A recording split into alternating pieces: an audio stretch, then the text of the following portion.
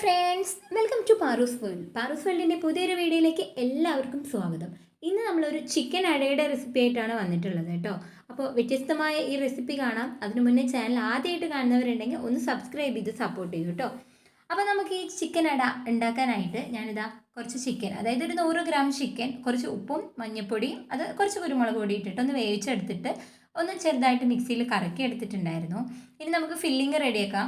അതിന് വേണ്ടിയിട്ട് ഞാനൊരു ചട്ടി ചൂടാക്കി അതിലേക്ക് കുറച്ച് എണ്ണ, വെളിച്ചെണ്ണയല്ല സൺഫ്ലവർ ഓയിലാണ് ഒഴിച്ചു കൊടുത്തിട്ടുള്ളത്. ഇതിലേക്ക് ഇഞ്ചി, വെളുത്തുള്ളി, പച്ചമുളക് എല്ലാം നമ്മൾ ഒരു 3-4 അല്ലി വെളുത്തുള്ളി, ഒരു പച്ചമുളകും ഒരു ചെറിയ കഷ്ണം ഇഞ്ചി പൊടിയായിട്ട് അരിഞ്ഞത്, എപ്പോഴും നമ്മൾ പൊടിയായിട്ട് അരിഞ്ഞെടുക്കാം കേട്ടോ. അതുപോലെ അതിലേക്ക് ഒരു അരമുറി സവാള പൊടിയായിട്ട് അരിഞ്ഞതും ഒരു കഷ്ണം ക്യാരറ്റും, ഇത്രയും ഐറ്റംസാണ് ചേർത്തിട്ടുള്ളത്. ഇനി ഒന്ന് നന്നായിട്ടൊന്ന് മൂപ്പിച്ചെടുക്കുക.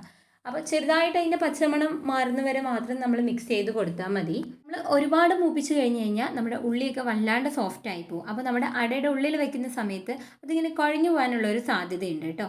അപ്പോൾ ഇതാ നമ്മുടെ പാകത്തിന് മൂത്ത് വന്നിട്ടുണ്ട്. ഇനി ഇതിലേക്ക് നമ്മളിതാ ഒരു ചെറിയ കഷ്ണം തക്കാളി, ഒരു കുഞ്ഞു കഷ്ണം തക്കാളി മാത്രമേ നമ്മൾ ഇട്ട് കൊടുത്തിട്ടുള്ളൂ, അതും കൂടെ നമ്മൾ ഇട്ട് കൊടുത്തു. ഇനി ഇപ്പോഴാണ് നമ്മളിതിലേക്ക് ആവശ്യത്തിനുള്ള ഉപ്പിട്ട് കൊടുക്കുന്നത്. അതുപോലെ തന്നെ ഒരു 1/2 ടീസ്പൂൺ നമ്മുടെ ചിക്കൻ മസാല അതും കൂടി ഇട്ട് കൊടുക്കുന്നുണ്ട് കേട്ടോ.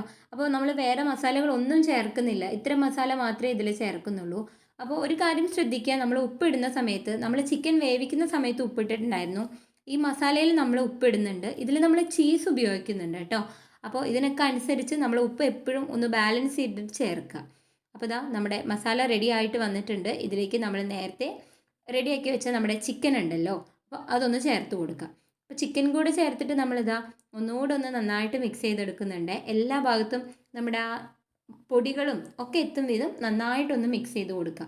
ഇപ്പോൾ നമ്മൾ ഒഴിച്ച എണ്ണ കണ്ടോ, എണ്ണയൊക്കെ കാണുന്നില്ലല്ലോ, ഒന്ന് ഡ്രൈ ആയിട്ട് വന്നോളൂ കേട്ടോ. ഇനി നമ്മൾ ഈ ചിക്കനെ ഒരുപാട് അങ്ങോട്ട് ഡ്രൈ ആക്കേണ്ട ആവശ്യമൊന്നുമില്ല.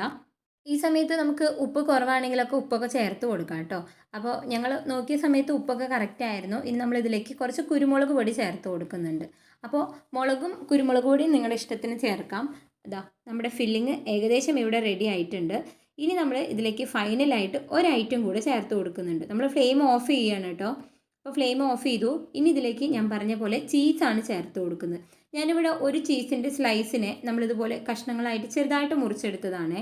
അപ്പോൾ ഇനി ഇതിനകത്ത് ഇരുന്നിട്ട് ഇത് തനിയെ സെറ്റ് ആയിക്കോളും. അപ്പോൾ ഇതാ ഒന്ന് മിക്സ് ചെയ്ത് വെക്കുക. ഇത്രേ ഉള്ളൂ, നമ്മുടെ ചിക്കൻ അടയുടെ ഉള്ളിലേക്കുള്ള ഫില്ലിങ് കംപ്ലീറ്റ്ലി റെഡി ആയിട്ടുണ്ട്.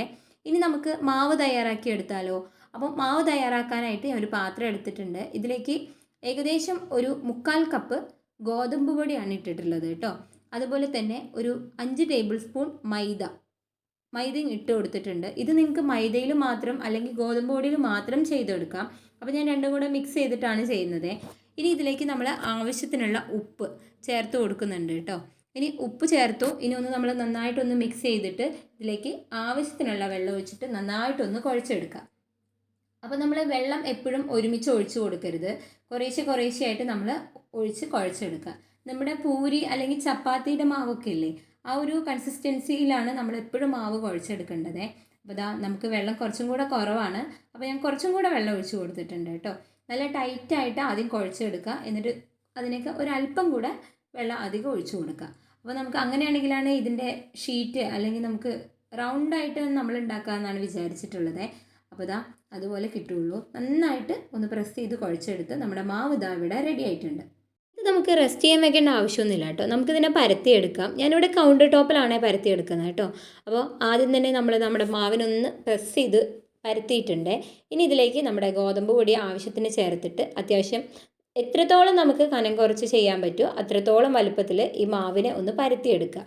അപ്പോൾ ഇതാ റൗണ്ടായിട്ട് വേണം അങ്ങനെയൊന്നും ഇല്ല കേട്ടോ, നമുക്ക് ഷേപ്പ് എങ്ങനെ വേണമെങ്കിൽ വരുത്തുക. ഇനി നമ്മളിതിനെ കട്ട് ചെയ്തെടുക്കുന്നുണ്ടല്ലോ. അപ്പോൾ ഇതാ ഇത്രയും ഒരു വലുപ്പത്തിലാണ് ഈ മാവിനെ ഞാൻ എടുത്തിട്ടുള്ളത്. ഇനി നമ്മുടെ തൂക്കുപാത്രമോ അല്ലെങ്കിൽ എന്തെങ്കിലും ഒരു മൂടിയോ ഒക്കെ കിട്ടിക്കഴിഞ്ഞാൽ നമുക്കിതാ ഒരു റൗണ്ട് ഷേപ്പ് ഉണ്ടാക്കാൻ പറ്റും.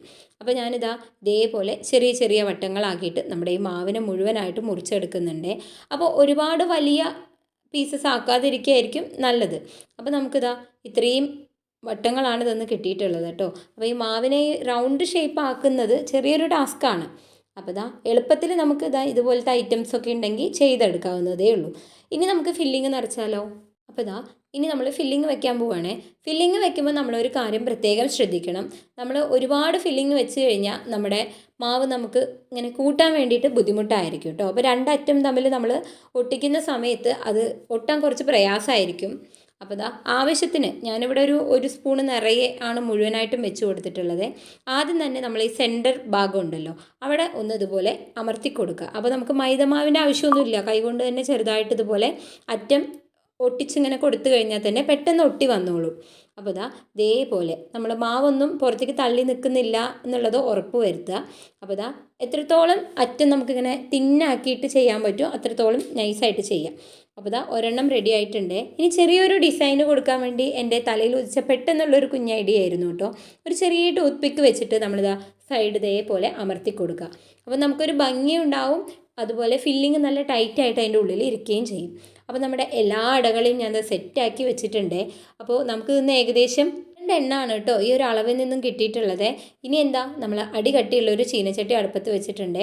ഇതിലേക്ക് വറുക്കുന്നതിനാവശ്യമായിട്ടുള്ള എണ്ണ ഞങ്ങളിവിടെ സ്ഥിരം സൺഫ്ലവർ ഓയിലാണ് ഉപയോഗിക്കുന്നത്. അപ്പോൾ വെളിച്ചെണ്ണ വേണ്ടവർക്ക് വെളിച്ചെണ്ണയും ഉപയോഗിക്കാം. എണ്ണ നന്നായിട്ടൊന്ന് ചൂടായിട്ട് വരുമ്പോൾ നമ്മുടെ ഓരോരോ അടകളെ ആയിട്ട് എണ്ണയിലിട്ടിട്ട് വറുത്ത് കോരുകയാണ് ചെയ്യുന്നത്. അപ്പോൾ എണ്ണ നന്നായിട്ട് ചൂടായിട്ട് വന്നിട്ടുണ്ട്. അപ്പോൾ നമ്മളെല്ലാം സെറ്റാക്കി വെച്ചതുകൊണ്ട് നമുക്ക് പൊട്ടി പുറത്തേക്ക് പോകും എന്നുള്ള ഒരു പേടിയൊന്നും വേണ്ട കേട്ടോ. അപ്പോൾ ഇതാ ഒരു 3-4 എണ്ണമാണ് ഞാൻ ആദ്യത്തെ ഒരു ബാച്ചിൽ ഇട്ട് കൊടുക്കുന്നത്. എപ്പോഴും തീ ഹൈ ഫ്ലെയിമിൽ വെക്കരുത്. കാര്യം നമുക്ക് ഉള്ളിലുള്ള ഫില്ലിംഗ് ഒക്കെ റെഡി ആയതാണ്, എന്നിരുന്നാലും നല്ല തിളച്ച എണ്ണയിലേക്ക് നമ്മൾ ഇട്ട് കൊടുക്കുമ്പോൾ പെട്ടെന്ന് കരിഞ്ഞു പോകാനുള്ളൊരു സാധ്യതയുണ്ട്. അപ്പോൾ നമ്മൾ ഇട്ട് കൊടുത്തതിന് ശേഷം ഒരു മീഡിയം ഫ്ലെയിമിൽ വെച്ചിട്ട് നന്നായിട്ട് മൊരിയിച്ചെടുക്കുക കേട്ടോ. അങ്ങനെയാണെങ്കിൽ കുറേ നേരം ഈ ക്രിസ്പിനെസ് ഉണ്ടാവും. എന്തായാലും നമ്മുടെ ഈ പുറമേയുള്ള കോട്ടിങ് കുറേ നേരം വെക്കുമ്പോൾ തണുത്ത് പോവും. അപ്പോൾ മെല്ലെ ഒരു മീഡിയം ഫ്ലെയിമിലൊക്കെ വെക്കുകയാണെങ്കിൽ കുറച്ചധികം നേരം കൂടെ ക്രിസ്പി ആയിട്ട് ഇരിക്കും കേട്ടോ. അപ്പോൾ ഇതാ ഒരു സൈഡ് നന്നായിട്ട് ആയിട്ടുണ്ട്. ഇനി മറ്റേ സൈഡും കൂടെ ഒന്ന് നന്നായിട്ട് വരട്ടെ. ഇപ്പോൾ നമ്മുടെ ചിക്കൻ അട ദാ റെഡി ആയിട്ടുണ്ട്, എണ്ണയിൽ നിന്നും കോരിയെടുത്തു കേട്ടോ. അപ്പോൾ വളരെ ടേസ്റ്റി ആയിട്ട് നമുക്ക് എളുപ്പത്തിൽ വീട്ടിലുണ്ടാക്കാവുന്ന ഈ അടര റെസിപ്പി എല്ലാവരും കണ്ടല്ലോ. ഇനി ബാക്കിയുള്ളതും കൂടെ ഞാൻ ഇതുപോലെ ഒന്ന് പൊരിച്ചെടുക്കട്ടെ. ഇന്നത്തെ ഈ ഈവനിങ് സ്നാക്കിൻ്റെ വീഡിയോ എല്ലാവർക്കും ഇഷ്ടമായെന്ന് ഞാൻ വിചാരിക്കുന്നു. ഇഷ്ടപ്പെട്ട ലൈക്ക് ചെയ്യാനും ഷെയർ ചെയ്യാനും മറക്കരുത് കേട്ടോ. സബ്സ്ക്രൈബ് ചെയ്യാത്ത ഒരുപാട് കൂട്ടുകാർ നമ്മുടെ വീഡിയോ കാണുന്നുണ്ട്. അങ്ങനെയുള്ളവർ ഒന്ന് സബ്സ്ക്രൈബും കൂടെ ചെയ്ത് സപ്പോർട്ട് ചെയ്യണേ. അപ്പോൾ വ്യത്യസ്തമാർന്ന മറ്റൊരു ഈവനിങ് സ്നാക്കിൻ്റെ വീഡിയോ ആയിട്ട് നമുക്ക് വീണ്ടും കാണാം. Thank you for watching.